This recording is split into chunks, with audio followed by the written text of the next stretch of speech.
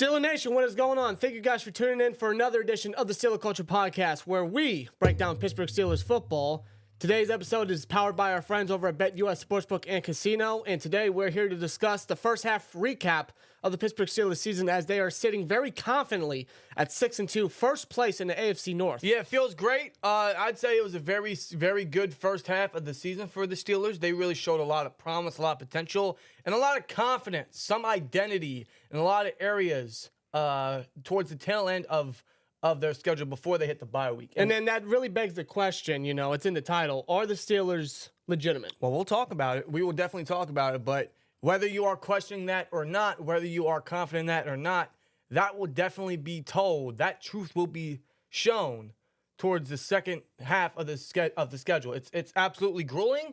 We already know. It's a Mortal Kombat gauntlet kind of tower right there. Yeah, we'll talk about it. We hope you guys are enjoying your stressless bye week. Lord knows Steelers fans need it. And, of course, the Steelers need it because they need to get healthy. They will be getting healthy, and they need to get ready for a intense second half for all of us, including Steelers Nation. So we hope you guys are enjoying a stressless bye week as we got to look forward to a lot of games for Week 9, man.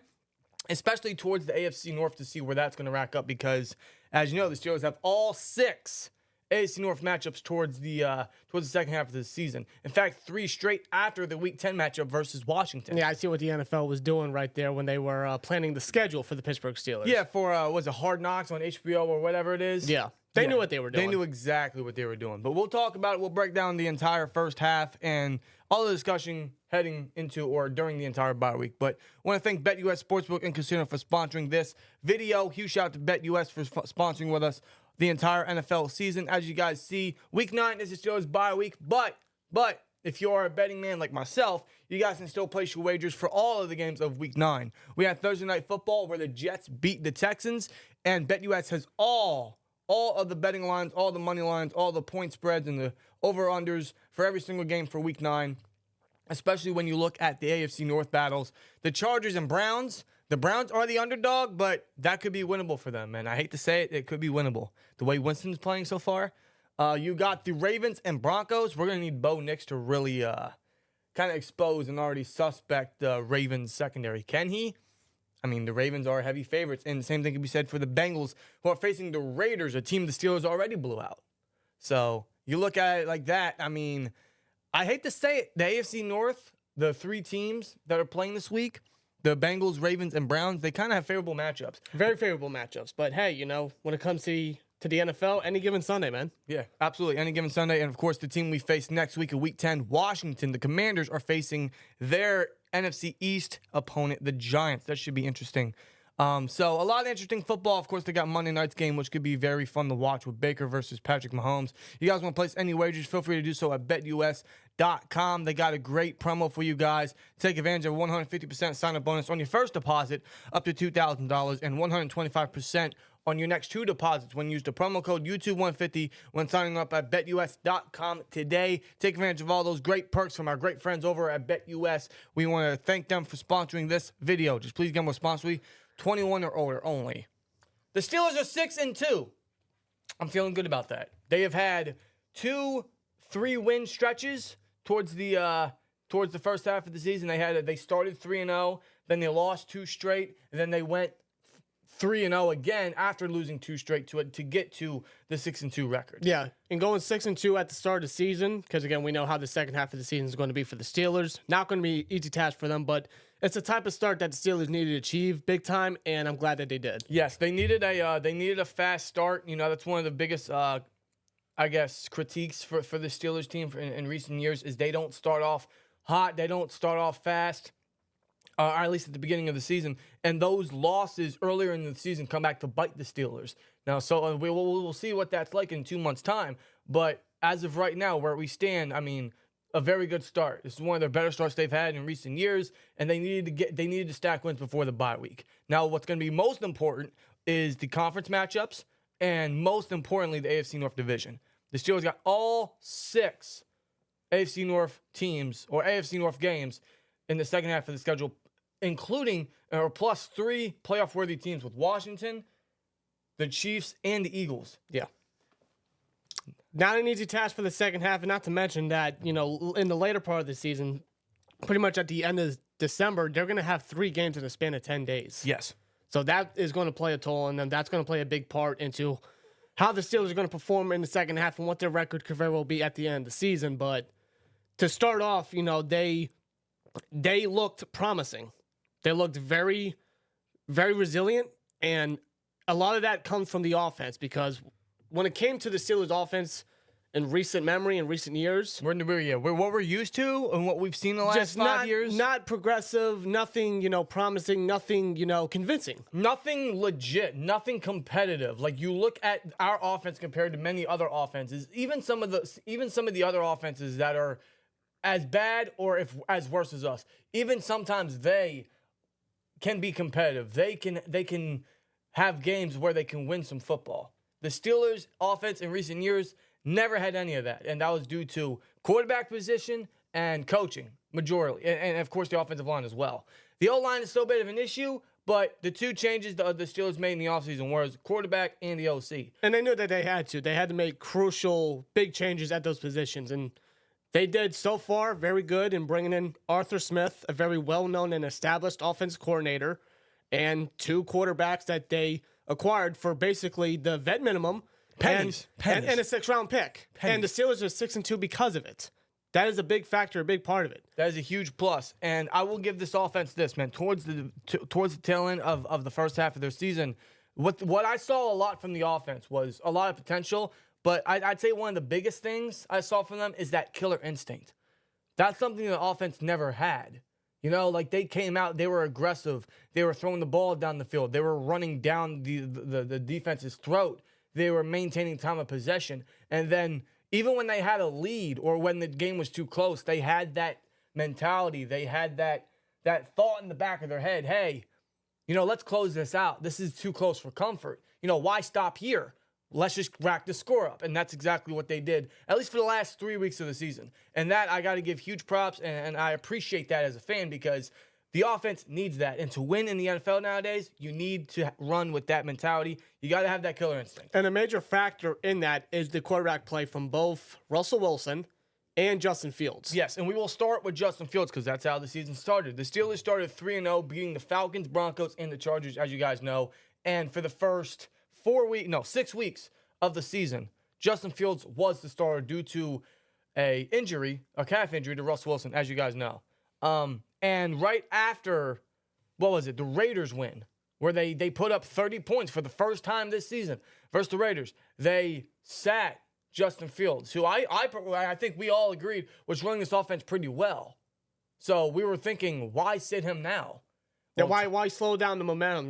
Why not go with the hot hand at the moment, which was Justin Fields? Because Fields came in, and I don't think anybody even envisioned, the type of play that Justin Fields was going to do as a Pittsburgh Steeler. No, because in the Steelers system and with the coaches and whatnot. But that's exactly what he needed because big time. Immediately, like after that Falcons game, you kind of got a sense of, okay, they're really trying to ease him into this offense. You also got to keep in mind there for that game, I mean, that was pretty much right out of the gate, Like, he had to quickly prepare for that. It was like middle of the week where he had to prepare as the starting quarterback. Sure. Because Russ re-aggravated that calf. Yeah, Russ was getting the first-team reps, so Fields had to come in almost last minute and step in as the starter. So it seemed like it was a complete adjustment for everybody, for the Steelers, for the players, for Fields, and for the fans. The entire offense as a whole was an adjustment. They all had to find some comfort. They all had to adjust. They all had to get to where they needed to be and where they're at now at this stage of the season.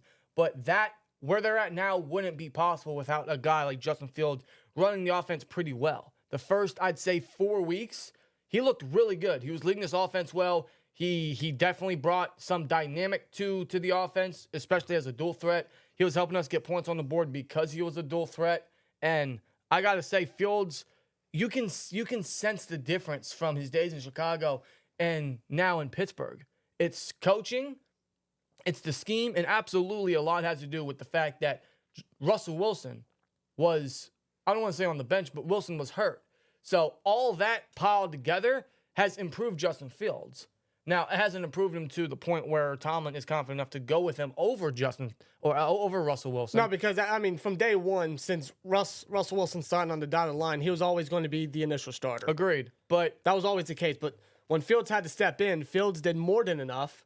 You know, as a backup, he's a backup for the team, but he still showcased capabilities of being a starting quarterback in the NFL. I personally feel like, as a Steelers fan, the Steelers have two starter-worthy quarterbacks because the Steelers went 4-2 with Justin Fields. Now, it wasn't mostly because of Fields. I think Fields played a big part in it because of his dual threat ability. I think that's something the offense has been missing. I think that's something the offense got a breath of fresh air, which was drastically needed and helped the Steelers get points on the board. Yeah.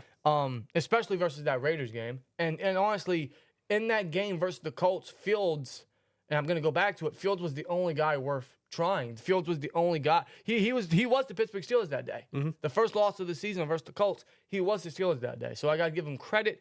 And you saw, like, he was better, especially with his accuracy, his pocket movement, and his decision-making. Now, at the same time, he hasn't put all the pieces to the puzzle together yet. No, I remember very well against the Cowboys and even the Raiders, like as a passer, Fields was regressing. Like he was missing his targets. He was overthrowing people. His accuracy wasn't just on point as it was within the first 4 weeks. Well, he wasn't diagnosing his receivers properly. Like he was missing guys. He was missing the opportunities down the field. It's almost like he's second guessing himself. Yeah. And although, at the time I felt like, still going with Justin Fields, I could sense that, the passing attack or the passing offense just wasn't being a big factor on the offense. It was something that was missing heavily for the offense to, like, really be a total package. Yeah, and we didn't know if it was because of the O-line injuries or the O-line inconsistencies. Maybe it was because of Fields. Maybe it was because of the lack of receivers.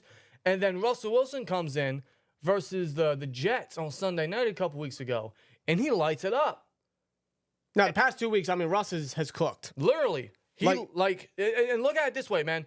Fields, with him as the starting quarterback, but until the Raiders game, the most points they got in the game was 24, and that was the near comeback win or the near comeback attempt versus the Colts. And then with Fields' his last start, he helped beat the Raiders 32-13. So that was kind of the start of where we're finally getting a sense of this offense is going in the right direction. Because the first 5 weeks, there was something, not extra. There wasn't anything extra with the offense just yet. There were inconsistencies in the passing game, in the run department. I think a lot of that had to do with the O-line, or maybe it had a lot to do with Justin Fields, the quarterback, because now you look at the 2-week run we've had with Russell Wilson. Russell Wilson leads this offense better, and that's not a negative on Justin Fields, because I still feel like Justin Fields is a very trusted backup. And if at any other point in the season we have to run with him, we can run with Fields. We can win with Fields. Yeah, I actually have confidence in Fields as the backup and as the starting quarterback for the Steelers if that were to be the case. Right. Like the confidence in a backup quarterback is something that is absolutely necessary for a fan to have in their quarterback and for the team to have and the coach to have. And Fields brings that to a degree. I mean, he got us to 4-2 when he was in. Not a lot of backup quarterbacks can say that they get the team to the point. And the Steelers are 6-2 right now with Russ doing what he did the past 2 weeks, going 2-0 so far as a starter. Right. Steelers would not be 6-2 if it wasn't for Fields' ability to lead the team and the offense to victory. Yes, a lot of that had to do with him as a dual threat. Him hitting Pickens deep every now and then was a great thing to see. And the fact that that's still consistent with Russell Wilson, the quarterback, is a huge prop to Arthur Smith as a coach to get the ball down the field, to have that aggressive nature, to get Pickens that big playability. So huge props to that. But the thing is with Fields, he wasn't adding anything extra to the passing attack. He wasn't. And that's even more evident now when we see what Russell Wilson is able to do the last 2 weeks. The offense is a lot more fluent. He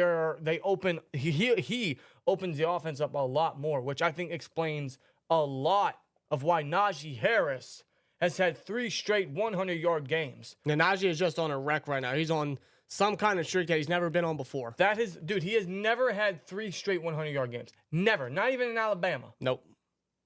That is how good Najee Harris is right now. Yeah. And I think that speaks volumes of how good of a starter Russell Wilson is, because he is just opening this offense up a lot.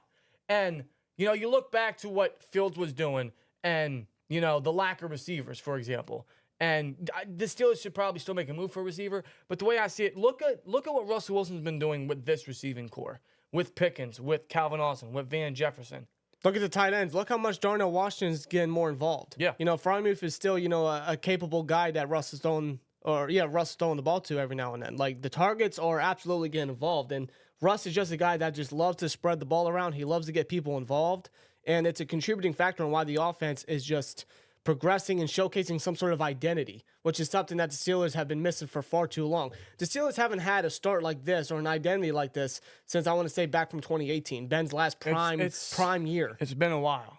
It's been a bit. It's been a while, but I look at our receiving core and I see how efficient they are with Russell Wilson, the quarterback, and that gives a lot of people, us included, the impression that Wilson just is the better guy to go with. He opens everything up, and he's exactly who the Steelers are going to ride with. And Tomlin being gutsy and starting Wilson coming off a 3-month calf injury on primetime versus the Jets, and him really just opening things up and striking down the field and leading this offense well. Tomlin made the right decision, and we got to give Tomlin props. We got to give Tomlin his flowers for that decision. No, real shit. Major credit to Tomlin. He was a lone ranger in that decision, according to him. A lot of people wanted to keep going with Fields, which is an understandable thought because of what Fields is bringing to the table.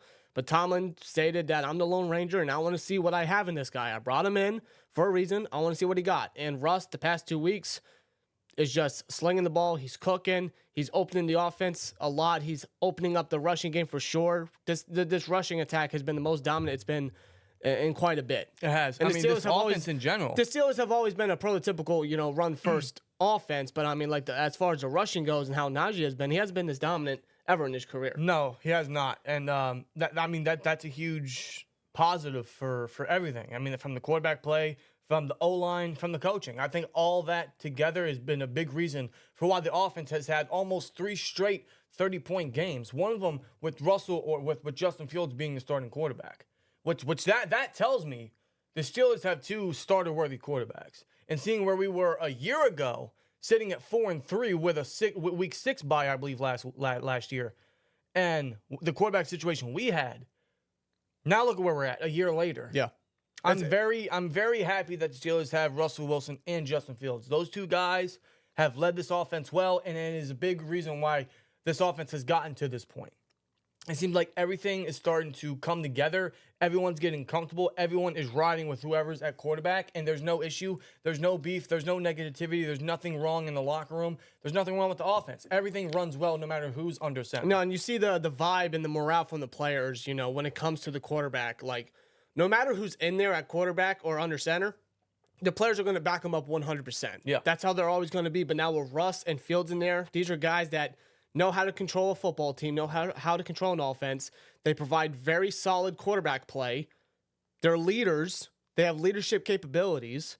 They are factors in why the Steelers are 6-2. Right. They are a factor in why the Steelers offense has been able to showcase promise. Yes. But with that being said, the offense, however, is not perfect. It's not.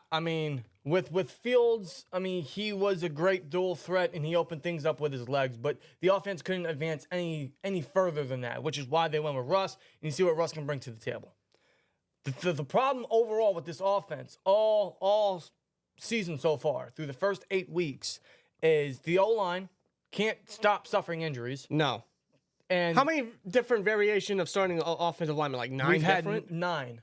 We've had Jesus. 9 different starting offensive linemen, and they've suffered almost every injury imaginable. Now, the good thing is we're going to get Zach Frazier back, but that entire right side is depth. Mason McCormick, who's looked solid, he is depth, and Broderick Jones. At this point, less said the better. Yeah. Less said the better. He's playing like a third stringer. I'm just saying that. Yeah, literally. Let's move on from that. But the O-line, their inconsistencies and their injuries don't help. But also the penalties that they suffer, and a lot of that is because of Broderick. But, McCormick has had some penalties. Dan Moore's had some penalties. The guards have had some penalties. The offensive line and their penalties, they have cost the Steelers so many big plays and points. And that has been evident throughout the entire season. So the O-line and the penalties in general has been a big negative for the offense. I'd say probably the biggest negative for the offense is their inability to finish drives. They're in the red zone and they can't finish drives. No. Now, they had 2 chances last week with George Pickens. One was taken back due to, again, a penalty, and the other one, he couldn't get his second foot down. But so that's debatable about, the same foot hitting twice, if that should be a rule. That's debatable for another time. Sure. But they were 0-4 in the red zone last week versus the Giants. But that's been a constant thing with the offense all season is in the red zone, they can't finish drives or they can't finish them consistently.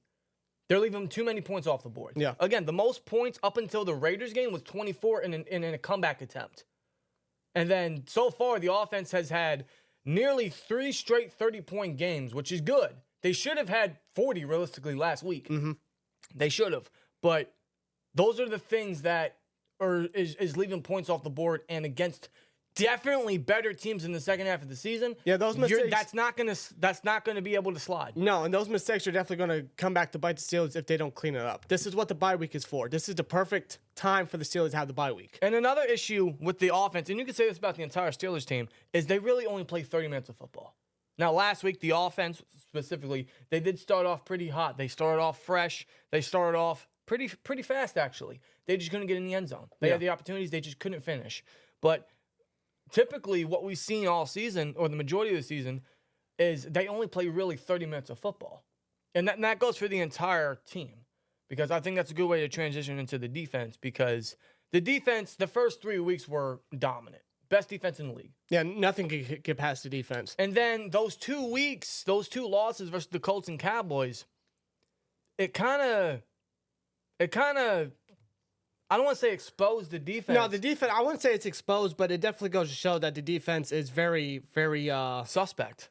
Of course. They're a little sus because the defense, man, listen, their red zone defense is great, and the amount of turnovers they force is incredible. In fact, I believe they have 15 total turnovers all season, 10 of them being interceptions. Yeah, they're one of the top teams when it comes to turnovers. Like, we know that they are more than capable of getting a crucial sack or a crucial turnover when the time is necessary. In fact, they have more picks than touchdown passes allowed. Yeah. Huge plus.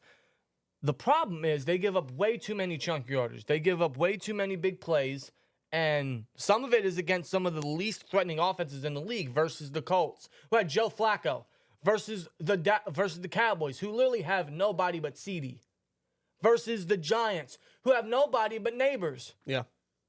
This is against some of the least threatening offenses in the league. That's a problem because against teams like the Commanders, who are 6-2 as we stand, versus teams like the Eagles or the Chiefs or any of our divisional opponents, that's not going to fly. So that's a huge negative, and that scares me. Like, yeah, the defense can make plays. We know that. A healthy Watt, a healthy Highsmith, and a healthy Hayward will definitely keep this defense strong, right? And our secondary, our guys have been able to force the turnovers. Elliott, Dante, Beanie Bishop especially, JPJ has a pick, right? Which is good.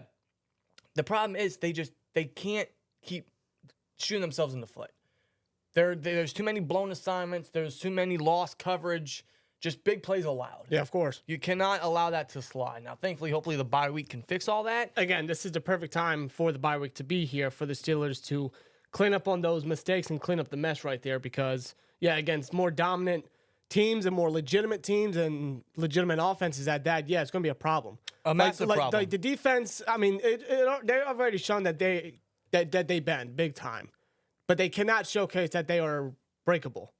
You may bend, but you can't break. Yeah. You cannot be breakable against more legitimate offenses. No. That's not going to slide. That's not going to showcase that the Steelers defense, keep in mind still the highest paid defense in the NFL, is legit. Like you got to make sure that you are able and more than capable of holding your own. Agreed, because let's say the offense doesn't start finishing drives. Maybe they are still inefficient in the red zone, or they don't start off as fast as maybe they did last week versus the Giants. Then it could get ugly quick against some legit teams, which is where the question comes up. Are the Steelers legit? That's up to you guys to discuss. That's up to you guys to let us know in the comments below. But one thing's for sure, in the second half of the season, that truth will be told for the Steelers. Now, I do think the Steelers are legit. I think their offense is starting to find a groove. I think they're really starting to find an edge finally. I think Wilson opens everything up. I don't see no reason for Najee to slow down. Since we have the bye week, Warren can get fully healthy, and we can start getting him and his wrecking ball And you going. mentioned about Warren getting healthy. Let's not forget the other names that are expected to be back for the Steelers as far as starting capability and depth guys. We got Zach Frazier. We got Nick Herbig. We got Corey Trice that could be coming off IR. We got Cordell Patterson to come back a part of that running back group. You know, guys like that, you know, getting them back is just going to make the Steelers team even more strong. And not just them, but they will be getting Cameron Sutton back as he has just finished his 8-game suspension. And keep in mind, like when you look at the full starting lineup for the Steelers in their depth chart, hardly anybody's injured. So I mean, outside of Fatanu, outside of James Daniels. Yeah, of course. And I think that's it. Outside of our right side of the offensive line, everybody for the most part, knock on wood, is healthy.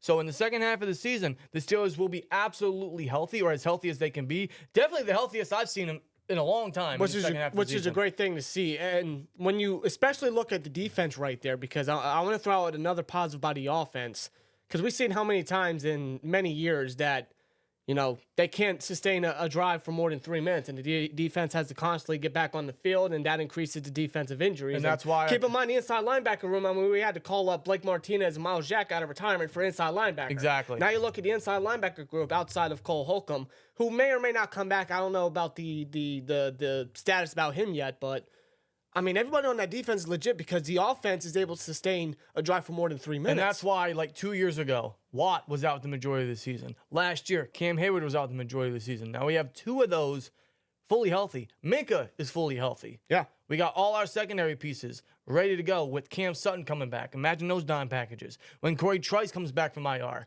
add him in as a sub-package guy. Oh, my God. So getting all these guys fully healthy and on a bye week, a rest week right here, and then other guys that are going to be coming back as far as depth and guys that can step in and be a fill-in starter if need be. And you see what Watt and Highsmith have been doing, specifically last week. And then you bring in Nick Herbig, who needs to see more playing time. When he's fully healthy, he is a game wrecker. And we're going to need him. We're going to need him for the second half. Our and defense, to have these guys fully healthy is a major, major win by the Steelers. Our defense, I'd say, hasn't been any healthier. You know, they haven't been this healthy at this stage of the season in a while. In a long time. Especially at so many positions, especially in that front seven. And they haven't been this deep. So that's a great thing. We're going to need that, and getting that back is a huge positive for the Steelers defense. And as long as the offense continues to, you know, do what they've been doing, the pretty much all season, but especially the last couple weeks, and Russ can lead this team well, and they keep growing together as an offense, good things could happen.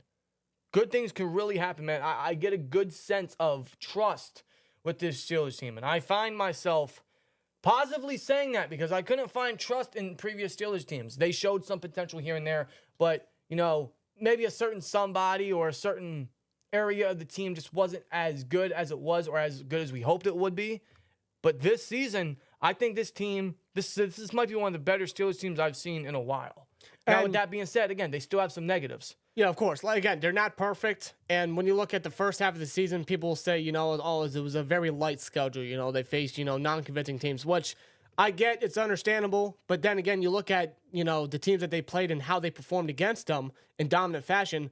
That's what you expect from the Steelers. That's a lot better than what us Steelers fans are already used to, where they either play down or the game is too close or they just escaped by a field goal and whatnot. No, in fact, they blew out the Raiders, they blew out the Jets, and they realistically should have blown out the Giants. So, yeah, those 3 teams aren't efficient. Those 3 teams aren't threatening. No. Compared to the second half, I get it. But that's what we want to see from this team to give us that confidence that, hey, yeah, it was against lesser competition, but maybe they can be threatening. Maybe they can be competitive against winning football teams. I would hope so. But one of the biggest things with the entire team as a whole is they do start slow. They are mostly a second-half team. The offense really only wakes up in the second half. The defense, I think they've allowed 0 third-quarter points all season, which is great. I think they've outscored opponents 53-0. In fact, there were 2 instances this season where the defense didn't get a single sack in the first half and then would get all their sacks in the second half, which is a good thing. That's what you want to see in the second half. But I think the Steelers team as a whole, if I had to give them overall a huge criticism, they got to start faster. They do. They got to come out, you know, guns a-blazing. It's something that I anticipate, you know, every single week, you know, that, okay, here comes the slow Steelers, you know, in the first half and whatnot. The first half of the game. Yeah, we're used to this. You know, it's not surprising. It's just as a whole, like, we're going to need them to have a faster start overall as an entire football team from all 3 phases because, you know, if the opposing team has a faster start, then we're going to have to play catch-up. Yeah. I'd much rather just stay competitive throughout all 60 minutes rather than just playing 30 minutes of football. Yeah, you got to play a full 60. It's great that they're a second-half team, but can we be a second-half team as well as being a first-half team? Overall, like, I see the confidence, I see the momentum, and I see the potential with this team. This offense is really starting to find an identity. They're really starting to get on the right track. We know what the defense can do. They just got to limit the chunk plays. The entire team as a whole has to limit the penalties. I think if they were to clean up all that while being a faster team when the game starts, this team can be legit. This team can make a playoff run. This team can go up against the Commanders, like the Eagles versus the Chiefs, because that's what we're going to need them to. I have no doubt in my mind that they have the potential to be. And I think they've already showcased some of that, in little parts here and there within the first half, which is what you want to see. But, second half of the season, yeah, you can look at it. Oh, it's a difficult schedule. It's a Mortal Kombat gauntlet. The NFL screwed us on that. I totally get it. They definitely do. And they did. They absolutely 100% did. Three games in a 10-day span. Like, we have the Eagles, the Ravens, and the Chiefs all in 10 days. Those are 3 playoff teams. Those teams can be number 1 seeds of their conference any day. Oh, yeah, of course. We got to face all 3 of them in 10 days. The NFL fucked us, okay? Let's be blunt with that. But that's the schedule the Steelers were handed. That's what they were handed, and that's a challenge for the Steelers to step up to. Yeah, as unfair or as pout as we can be about it, we got to look at the schedule, take it one game at a time. We got to take the positive, improve on the negatives with this bye week while getting healthy. Indeed. And make a legitimate run. Make a playoff run. Like, this is the NFL. This is where the big boys play. The NFL may screw you guys here and there with penalties or the schedule or whatnot, but, just go into the game, one game at a time, one drive at a time, one play at a time. Absolutely. Just get out there and play some good football. And I want to give a huge props to special teams because we cannot leave out special teams. No, we can't forget about them. Special teams, week by week has made some plays. Because and what Danny Smith has done as special teams coordinator, he's been our coordinator for 12 years. But most recently, what he's been done over the span of, I want to say, maybe 3 or 4 years, he has made special teams one of the best in the NFL. Yeah. Like, Steelers special teams is absolutely reliable. And keep in mind, the Steelers lost their initial punter in Cameron Johnston week 1, which is very devastating. And I hope he's doing well in his recovery. But they brought in a familiar face in Corliss Waitman. And even he has done a very stud job. He has done a very good job as a punter. In fact, there might be a punter competition next year, like if we're being real. Because potentially. Because Waitman has been very good as a replacement. And thank God he was in the free agency market, because otherwise our punter situation could be, a lot worse. Yeah, it could be. We've seen a lot worse. Presley Harvin. Yeah, but special teams has led us well, because don't forget, special teams, Chris Boswell specifically, gave us our first win. He got all the points versus the Falcons. All of them. Was it 15 points or something? Dude, Chris, I got some stats for you. Are you ready? It was 18 points, yeah. Are you ready for this? Yeah, go ahead. Are you ready for these stats?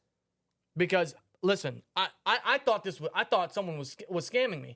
I thought there was a typo. No, there's not. These are the stats by Chris Boswell only. Chris Boswell, he has 85 points scored for the Steelers. I think that's second in the NFL for most points scored. Okay. He has 85 points of the Steelers so far this season. And he has already made 23 of 24 field goal attempts. That is tied first in the NFL. That's typically a whole season for most kickers. He's only played 8 games so far. He's been a busy man. And the only miss he had was, what was it, 60-something yard attempt? Which is something that you don't normally see from Chris Boswell. He usually kicks 50-plus yarders, not 60-plus yarders. But the thing is, he had the distance. It was just a bad hold by Waitman. Yeah. The ball was crooked, if you guys remember correctly. But his only miss could have been made. It still goes to show that Chris Boswell is, without a doubt, one of the more reliable kickers in the NFL, and especially one of the more reliable players for the Steelers in general on the team. The guy was gifted AFC Special Teams Player of the Month for October. Twice now. Twice. That's September and October. So back-to-back, it goes to show that Boswell was more than capable and reliable, and he has been for years. And honestly, when you look at it, when you look at our wins, a lot of it has to do with Chris Boswell, because for the most part, he is the only scorer for this team. He typically gets us the points, really, when we can't finish drives and when we can't get in the end zone consistently. Yeah. Now, the past couple weeks, we haven't seen Boswell as much, thankfully, but yeah, the guy needs a rest day here and there. Even still, Boswell, he is so reliable. Yeah. I mean, he's one of the best kickers in the league. What a gem Chris Boswell is, man. Yeah, I look back at, like when we picked him up, like who the heck is this guy, before that. I think it was the Chargers game, a while back, his first game, and it's like even then the first great impression was Chris Boswell. Steelers never look back. Never look back. No, not even after that 2018 season where he had it down year. Thank God they didn't run away with him either. So, I mean, Chris Boswell, he's been the reliable kicker for years for the Steelers, still showcasing that. Waitman's been a very, very good fill-in punter for this year since the Johnston injury. And not just the place kicker, not just the punter. You got to look at the plays special teams has made as well. Yeah. The blocked field goals or the blocked punts has been consistent, especially the last number of weeks. Versus the Raiders, they had a blocked punt by Jeremiah Moon. Yeah. They had two blocked field goals versus the Jets. One of them was taken away because of a leverage penalty on Minka, which, hilariously, New York called Mike Tomlin and said, yeah, that wasn't a leverage. That wasn't a penalty. The ref screwed up. And that wasn't the first time the NFL called Mike Tomlin and said, yeah, that wasn't a penalty. Yeah. So, 2 blocked field goals that should have stood versus the Jets. One of them from Dean Lowry and the one that was taken away from Minka. And, of course, we had a punt return touchdown last week versus the Giants from Calvin Austin III. So these are just the special teams plays that are consistent, have been consistent throughout the season. And I feel like a lot of it has to do with the fact that special teams has playmakers everywhere. They got Corey Trice when he's healthy. James Pierce has always been a special teams guy. Tyler Matakavage could be back from IR, Actually, isn't he already back from IR? No, I think he's working his way back there, but even getting him is going to be a great ad. Yeah. I mean, you have Nick Herbig, you got Jeremiah Moon, you got not Jordan Dangerfield. You got you see where my mind's at. Miles Killebrew? Yes, Miles Killebrew. Yeah, special teams ace. They act one the same to me. But yeah, I mean, you got so many aces, gunners really in that special teams room that they're a big factor why the Steelers team is 6-2 as well. You cannot just erase them from the fact. No, you can't forget about it. You got to give special teams their flowers. You got to give Danny Smith his flowers for what he has done with his group of guys and getting him to make the plays necessary to be done. Give Danny Smith a lifetime supply of gum at any gas station or Giant Eagle, anywhere. Yeah. Anywhere. Literally. He deserves it. Big props to special teams, man. Yeah, huge props to them. They're a big reason why we're 6-2. All 3 phases is a big reason why we're 6-2. But I think if you had to ask me why are the Steelers 6-2, I would say, well, 1, Boswell. Let's be legit, Boswell. 2, I would say the defense, the defensive turnovers, and some of it has to do with the offense. You got to give the offense their props because if it wasn't for them finally finding an arch, finally finding a groove or themselves in the right path, the Steelers don't win as many games as they do. So you got to give the offense that. Yeah. And that's from both quarterbacks, that's from coaching, and that's from the playmakers. Even at the lack at the wide receiver position. George Pickens has had a great year. There were a couple games where he showed lack of effort or maybe his snaps were reduced in the Cowboys game or whatnot. But the past couple weeks, he has lit it up. He has lit it up with Russell Wilson, and George Pickens is a wide receiver 1. I feel like this year he has proved he is a wide receiver 1. Yep. Undoubtedly.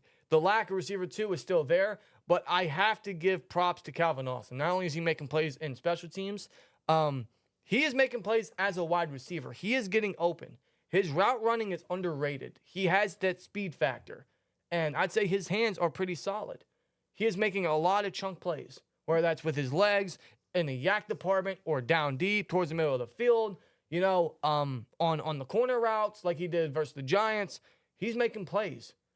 It seems like week by week, in the receiving department, some way or fashion, it's like there's at least one play where Austin is just making a big play. It could be a 30-yard chunk. It could be a touchdown here. It could be a great catch here. Like he's getting more opportunities. He's getting more involved, which I love to see because, we all like Calvin Austin coming out of Memphis. He showcased that potential big time at the college level. And then he was out all his rookie season, and then he was handicapped with a Matt Canada playbook. Unbelievably handicapped. Oh, my God. And then, he's getting the opportunity here with Arthur Smith and Russell Wilson in at quarterback, and the guy just making a play here and there, which I love to see. I love to see growth from players like that, especially a guy like Calvin Austin. In fact, he is tied for most receiving touchdowns with Pat Freiermuth with 2. He's averaging 18.4 yards a catch. He's making more of an impact as a wide receiver 2 than Van Jefferson is.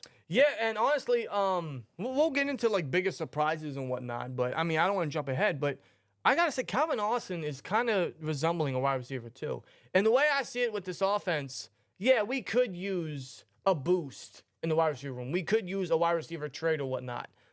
If they don't, and the way Russell Wilson is leading this offense, and he is connecting with his receivers, with Calvin, with the tight ends, with Van Jefferson. I mean, look at Van Jefferson the last 2 weeks. Yeah. He had a touchdown versus the Jets, and he had a season high in yardage last week. Yeah, he did. With Russell Wilson at quarterback. So if Russell Wilson is connecting with these receivers, maybe we don't really need a wide receiver too, like we were concerned with the initial first 6 games. Right. When Fields was at quarterback. Maybe all we needed was a legitimate quarterback to give these guys the chance. And Calvin Austin has taken that chance, and so far he's running with it.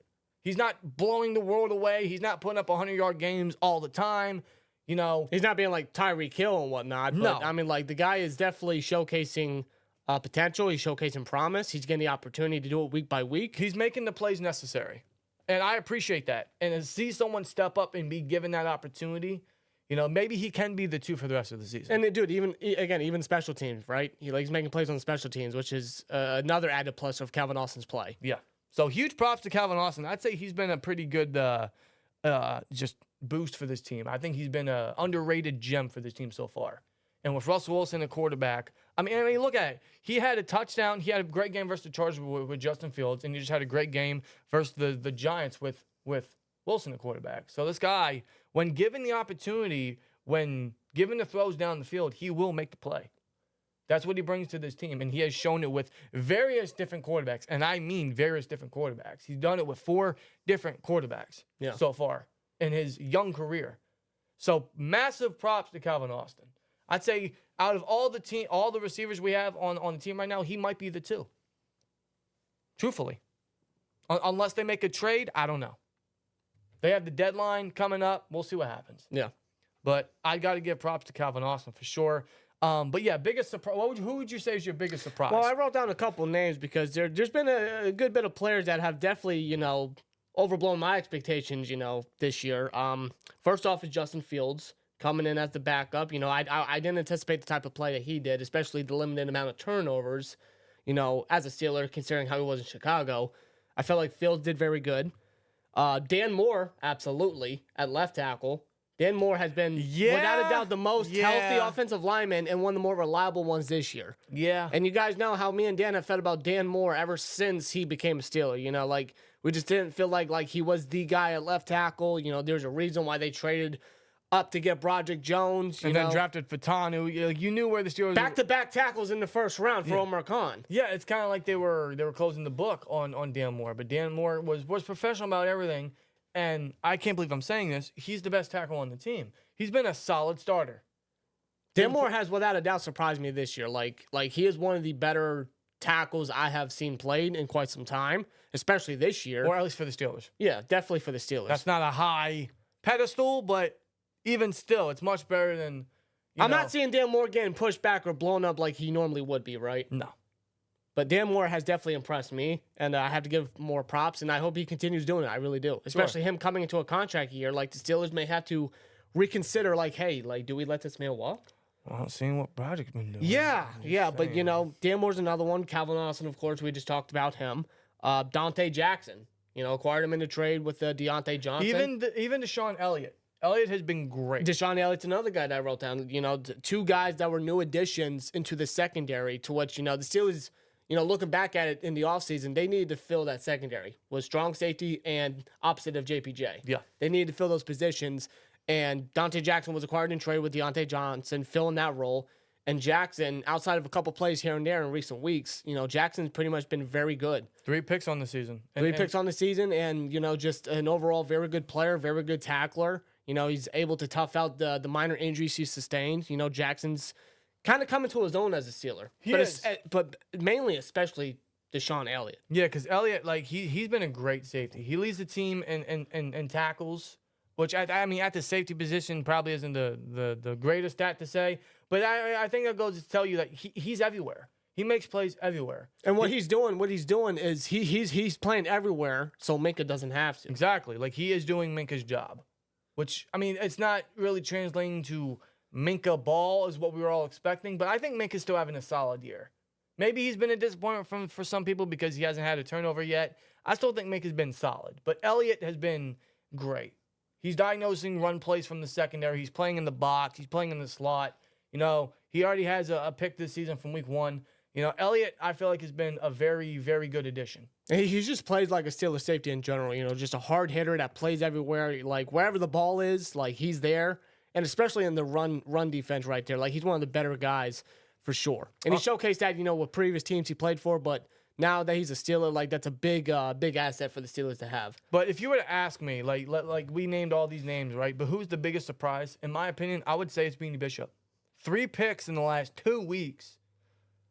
3 picks in the last 2 weeks. And listen, he didn't have a great start. No. In that Cowboys game, he got absolutely shredded by Tolbert and whoever else they had, Turpine or whatever. Yeah, it wasn't an easy start for Bishop. No. It wasn't. And I mean, that's not what you you don't expect like a Mike Hilton start from an undrafted free agent who had to step in as a starting nickel because Cam Sutton was suspended for the first 8 weeks. You don't expect him to burst onto the scene, but what he has done has improved week by week. In that Cowboys game where he definitely had his worst game of the season, what he did is he went into the film room with Mike Tomlin, with the coaching, with the entire team, and he studied. Like, all the plays he's been making the past number of weeks has been nothing but film study. Yeah. All that improvement has been film study. And he's been a strong tackler. You know, I like to see us blitz more. If there's one thing I would hope the Steelers do is blitz more. They don't blitz as much as I thought they would with Terrell Austin. And that's due to a lot of the success from the front 7, which is good. Well, the front 4, actually. You know, that they rush 4 and they find a lot of success there. Yeah, it goes show the ability of their pass rushing capabilities. But I want to see a lot more blitz packages, especially with Beanie. Like, he's that typical Steelers nickel guy where, like, he's so essential to that scheme where he can blitz, he can tackle, he can cover, he can make plays in that area. Beanie can do it all. And I want to see him try to make plays in that department. Mm-hmm. So maybe that's something they invest in. Maybe that's something they consider with Beanie in the second half of the season. The thing is with Beanie, I think he's played so good the last number of weeks. Where does Cam Sutton play? Is he the dime guy now? Where's Corey Trice at? Is he the dime guy? Does Corey Trice see a lot of outside reps in sub packages?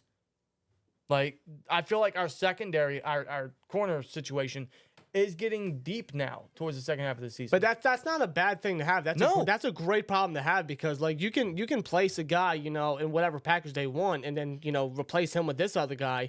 It pretty much keeps the whole secondary pretty much healthy. You can never have too many good corners. And keep in mind, you know, throughout training camp, they were even experimenting Sutton, you know, as a deep safety. They were putting him up at safety there. So maybe they experiment that a couple times here and there with Cam Sutton coming back. Let's not forget Casey either. Casey's in the secondary too. He sees some playing time.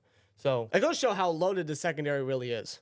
I think it goes to show how loaded our defense is. So, I mean, that's a good thing. But to see a guy like Beanie step up and make plays. Yeah, and a room full of veterans and more than capable, you know, depth guys, you know, an undrafted rookie like him to come in, basically an unknown, and gifted the role immediately. And he's the type of guy that has this me versus the world mentality.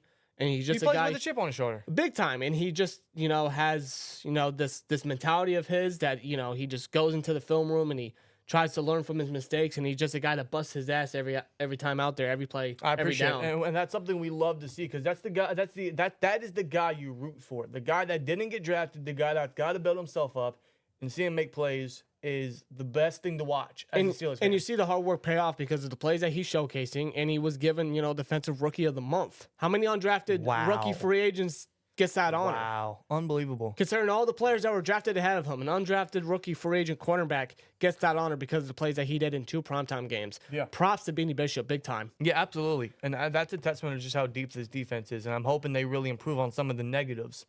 And these guys can keep making plays, man, because we know they can force the turnovers. We know they could turn the tide at any point. And Beanie Bishop has been a big reason why they've turned the tide the past 2 weeks. You know, he I would say was the player of the game versus the Jets. His 2 interceptions really put the Steelers back in that game. They did. And he helped close it out versus the Giants last week. So props to Beanie, man. But let's move on to biggest or most underwhelming. I don't want to say biggest disappointment. Let's go the most underwhelming. Like, you expected more, and he's not just there yet. Who would you put there? Well, I wrote down 2 names, and these are 2 guys that definitely sticked out to me, and it's both each offense and defense. I want to start with defense first. I want to go with Patrick Queen. Yeah. Now, I'm not saying like Queen is an overall terrible player, like he's the worst linebacker I've ever seen. Like We've seen worse. Queen, absolutely. Queen is not a bad player whatsoever. It's just that I'm not seeing the level of impact that he had back in Baltimore, at least not yet. There's still the opportunity and the ability of him to showcase that, especially in the second half, because like whatever Queen did in Baltimore, that's the Queen that we're going to need in the second half. That's what I'm hoping that we see, but as far as the first half goes, I didn't really see enough of that from Patrick Queen. Me neither. Considering the contract that, Omar Khan gave him, the highest paid free agent in Steelers history. Yeah. Go to show, the Steelers don't pay a lot of free agents, but to acquire a linebacker of that capability and of his talent, he hasn't really showcased that. I will give him one thing, is his availability. His availability and his speed. You see his speed. You see his range. I think the problem with him is he overestimates too much in the run game. He can't shut off blocks, and that's kind of been a negative. But week by week, he is starting to find some comfort. Maybe it's a system thing. I don't know. It might be. It might be one of those things that takes him some time. Again, I'm not saying he's a bad player. It's just he hasn't hit that spark yet. Yeah. I'm hoping throughout the second half that he does showcase that. Agreed. Now, I think all of us could agree that one of the most underwhelming guys this season, and this is the guy on my number 2 on my list, and definitely number 1. And we've mentioned him before, Broderick Jones. Just not what the fuck? Not paying off. Swear jar. Not paying off. Now, it could still be, the aspect of he's out of position and whatnot, Okay, but here's the thing, right? Listen, we will die on that rock. We will die on that hill. Broderick is out of position. I'm still in that department that I can't label him a bust until I see him at left tackle completely. Yeah, I think we will die on that hill. But here's the problem. Here's the problem. He played the majority of the season last year at that position. He did. He has the same O-line coach. He wasn't this bad last year. He wasn't committing these penalties. No. He wasn't getting blown up like this. No. So what happened? Why has he regressed so much? Could a move to left fix some of that? I do think so. He's more natural there. But is it going to stop his hands from being too high or too wide? Is it going to stop him from committing the penalties? Is it going to stop him from getting blown up by power rushers? I don't know. That's up for Broderick to figure out. There are I don't want to say there are flashes though. Like there are flashes where he'll pancake a guy, he'll set the edge well, he'll give Wilson time. Hell, that deep pass to Van Jefferson last week, that was mostly because of Broderick giving Wilson time. Yeah. And Wilson being very composed and he trusted his lineman there. Absolutely. So those are the flashes with Broderick. The thing is, we don't see that as much as we do with the penalties or him getting blown up. No. I don't know what changed. I don't know why he's regressed. He wasn't this bad at this same position last year. Some of it, I would say, does fault on the Steelers, not letting him know where exactly he's playing and flip-flopping him. But again, it definitely plays a part in the Steelers' development in him because, how do you take a raw left tackle that you traded up for and then try to experiment him at right tackle that he didn't play for what? How many years ago? Sure. I mean, I don't think coming out of Georgia he played right tackle at all. Not one snap. I think he played the majority of his snaps in college at left tackle. So just with that thought process, how did the Steelers think that was going to work in general, taking a raw left tackle and then putting him over on the other side? I don't know, but here's the thing. I even said it last year. On both sides, left and right, he was the best tackle. Better than Dan Moore, better than Okorafor. Yeah, last year. This year, dude, I don't know what changed because it's not like now he's a stranger to the position. He has a year under his belt. Now he's allowed 6 penalties and has given up 7 sacks. He out of all the offensive linemen have taken away some of the biggest plays, some of the biggest touchdowns, and the majority of them are for, unfortunately, George Pickens. Yeah. I don't know what happened. I don't get it. I don't understand. I don't know why he has regressed so much. I'm just very disappointed in Broderick Jones' play because I know that the potential is out there. I know that the flashes are there for Broderick Jones. You see it. Not as often as we like to, but you do see it. I just don't know what it is about Broderick Jones. I don't know if it's an overall coaching thing, which I don't think Pat Meyer is the guy to go with for offensive line coach. I don't. No, but you knew that last year. It could also be an aspect of Jones, just not really feeling it. maybe his mindset is not completely in the sport or in the game or at that position. I'm not going to go there because, I'm not in his head, but I don't want to throw false information out there, but that's just the vibe that I kind of feel as a fan watching. That's just my opinion. It might be because, you kind of get a sense of body language or a lack of effort from certain players on the field. You've seen it with Pickens, when we had Deontay, you kind of saw that with Deontay a couple times, who's now a Raven. Yeah, I'm not scared about that. Me neither. But with Broderick, I don't know. I still like Broderick. If you guys want to label him a bust, feel free to do so. That is your right as a Steelers fan. Yeah, that's your opinion. In fact, and I listen, I wouldn't blame you. I just might join you there. But it's obvious he's not at the right position. But at the same time, when Fatanu went out, he knew he's going to stay there. So it's not like he doesn't know week to week, where am I going to play? Now you know where you're going to play. You have a year under your belt at that position, and you play like this. You got to hold your end of the bargain, Broderick. Come on, man. You got to hold your own end of the stick. You got to live up to your pedigree. There's a reason why the Steelers trade up in the first round for you, because you showed the flashes at Georgia. Though, yes, you're out of position. You know where you're going to be playing at. It's up for you to live up to that. That is up to you, Broderick. It is. You have to play better. And if he doesn't fix it up, the penalties and the O-line play will remain a big concern. And there is a realistic possibility, I don't want to look too far ahead, but for next offseason, there's a realistic possibility that Moore sticks around. He's given an extension. He stays at left tackle, and Fatanu is the main guy at right. And Broderick is just settled there as the swing backup. And yeah, now he will legitimately be the swing backup tackle who was selected in the first round just 2 years ago. Traded up for, keep in mind. And that's something that you don't want to see. No. So he's going to have to step it up. For the love of God, please step it up. I hope he does. I really do. Anything else you want to add? One more thing I'll add right here, because I wrote it down, is best rookie player. Now, I know that's not really hard to really pinpoint, because the rookie class has pretty much been riddled with injuries left and right. Yeah, Fatanu's out for the year. Roman Wilson's on IR. Logan Lee, Ryan Watts, they were depth guys, but they're on IR as well. Oh, my God, yes. So we have 4 picks on IR. And Frazier was out the last 2 weeks, so 5 picks hurt. Keep in mind, Frazier was not the projected starter heading into week 1. That was supposed to be Nate Herbig, who was not a natural center, by the way. Unfortunately, he sustained an injury. He's out for the year.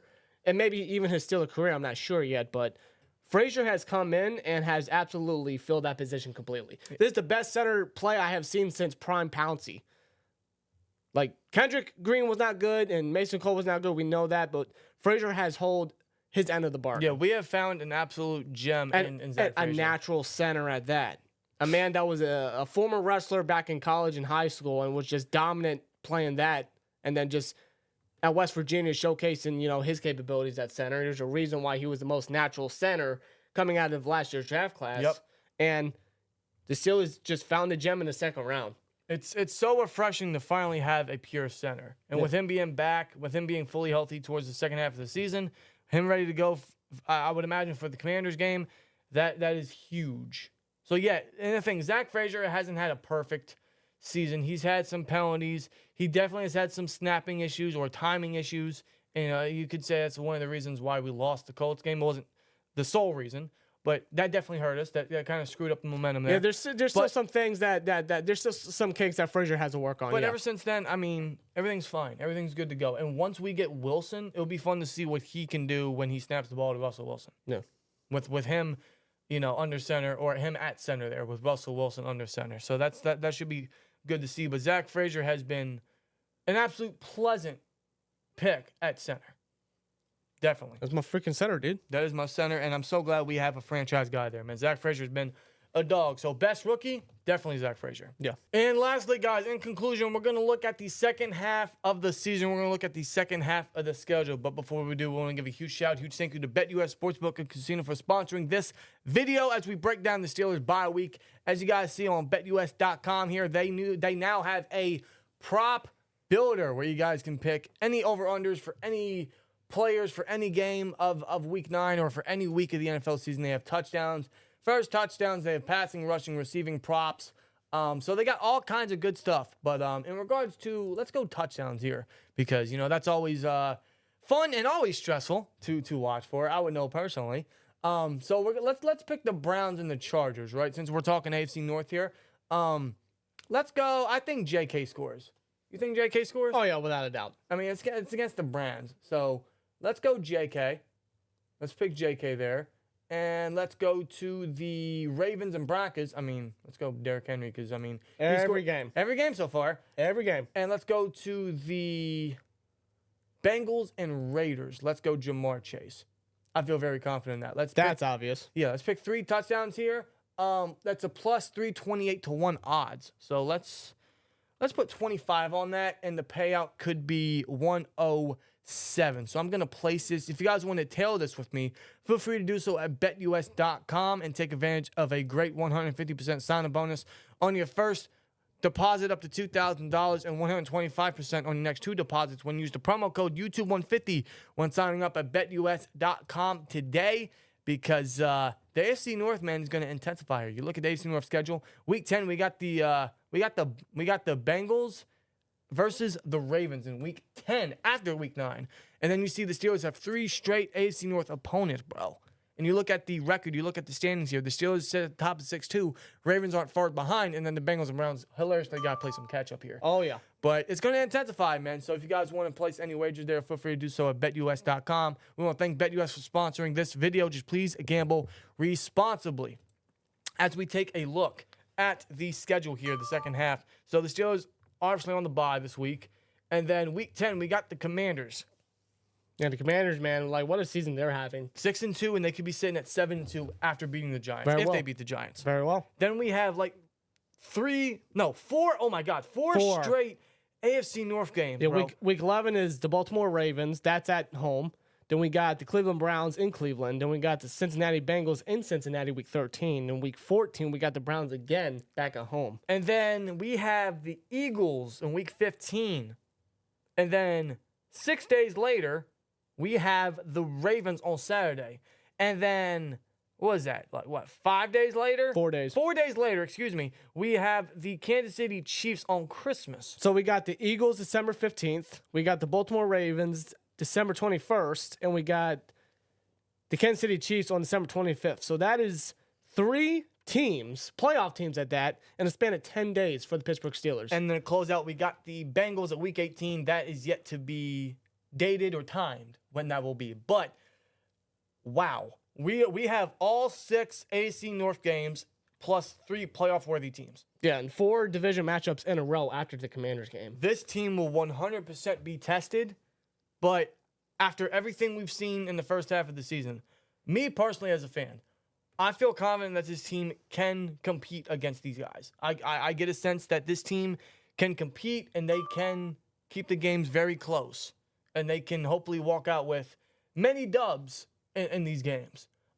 If I had to be honest with you guys, though, if there's any games that they're going to win or that I think they're really going to win confidently, it will be mostly against AFC North because the Steelers have been dominant against AFC North for a number of years now. In fact, what were they, 5-1 last year? Yeah, that was last year. So against the AFC North, it's going to be, of course, going to be difficult and whatnot. But, the Steelers more than capable of showcasing and carrying their own end of the stick there against the AFC North. But teams like the Commanders and the Eagles, 2 teams at NFC East that are at the top of their divisions right there. And you can't forget about Kansas City, so far the only remaining undefeated team in the NFL. And maybe at that moment could still be undefeated. I have no idea, considering how the Chiefs have been so far this year and what's been happening. It's a big possibility. But the benefit about that game is that is in Heinz Field. So the Steelers will have home field advantage in that one. But it's the Chiefs at the end of the day. It's Pat Mahomes at the end of the day. It's not going to be easy. This second half of the schedule will limit or will test the Steelers' limits. It definitely will, man. So the question is, are the Steelers legit? A part of me wants to say I don't know, but I feel like that's a cheap answer. But I'm going to go with a yes. I think the defense makes enough turnovers to be legit enough to keep the team in the game, and I think the offense is really starting to find themselves some momentum with Fields or with Wilson at quarterback. Against these teams, against all of this competition, I'll be real with you. Heading into it, I'm a little nervous But I'm ready to see what this team can really offer and just to see how legit this Steelers team really is. And I'm hoping I'm not let down at the end of the season. Yeah. I'm hoping I'm not let down a month or two from now. Yeah. I really hope there's I'm no not. doubt that it's going to be tough for the Steelers, but as a fan, I'm prepared for it. And I just hope that the Steelers, showcase that they can be resilient. They can showcase their legitimacy because I feel like that they have showcased the potential to be legitimate. I feel like in little bits within the first half, they have showcased it. But this is, without a doubt, the biggest test for them. It is. I think this team I think they have most of the pieces where they need it right now. I think they have a good quarterback room. I think they have a stacked defense. I think the defense is as healthy as it's been ever at this stage of the season. Guys constantly making plays. And I think the offense, man, Pickens is killing it. Najee is killing it once we get Warren involved. I think this team overall has a lot to offer. Yeah. This is the best shape that the Steelers have looked in quite a long time. Yes. As far as health-wise and as far as record-wise and player-wise on paper. And honestly, these guys have really showcased their performance. You look at this game and you look at the schedule. They only have, as of now, one primetime game. It's Thursday night, week 12 versus the Browns. That's right. One primetime game. Now, I do want to add that because we've had plenty primetime games in the first half of the season. So it's like they got all that primetime stuff out of the way, and most of it's going to be in the early afternoon. So this team is going to be healthy for sure. I just hope they're ready. Yeah. And Steelers Nation, I hope you're ready because we're in for it, man. We're in for a intense second half of the schedule, man. This is going to be a very interesting watch for Steelers Nation. So Steelers Nation, I hope you guys are ready, and I really hope the Steelers are ready. Whatever positives they did, let's just improve on the negatives, which, is just they got to finish drives, they got to limit penalties, and they got to limit the chunk yardage. If they can limit the majority of that, this Steelers team, man, they can really compete. I do feel confident saying that. Yeah. I think this team is going down a solid path. They just really got to stop shooting themselves in the foot. I feel like most of their errors are mental. I feel like most of them are self-inflicted. Let's just stop hurting ourselves. With that being said, man, let us know your guys' thoughts down below. How are you guys feeling about this Steelers team?